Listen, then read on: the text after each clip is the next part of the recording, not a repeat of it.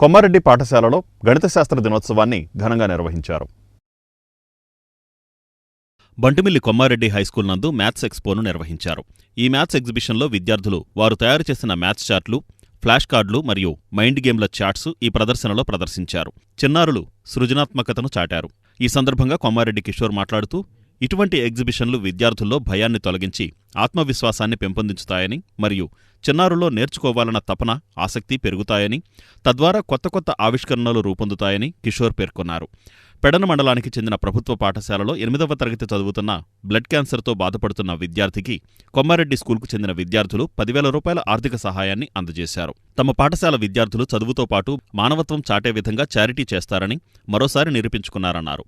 Kishore master తమ పాఠశాల విద్యార్థులకు అభినందనలు తెలిపారు. శ్రీనివాస రామానుజన్ జయంతి సందర్భంగా మ్యాథ్స్ డే సెలబ్రేషన్స్ జరుపుకుంటున్నాం.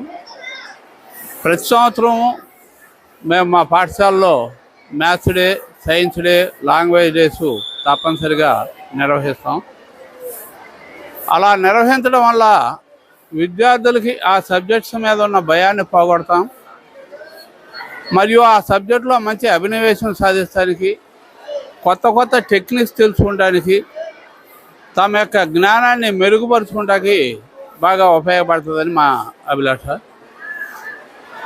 ఈ మంత్ మ్యాథ్స్ మంత్గా మేము డిక్లేర్ చేసి maths quiz, maths talent test,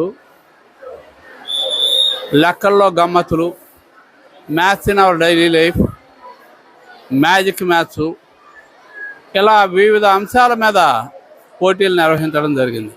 వారందరికీ ఈ రోజున ప్రైజులు ఇస్తున్నాం. సుమారుగా ఒక 234 ప్రైజులు మేము ఈ రోజున ఇస్తాం జరుగుతుంది.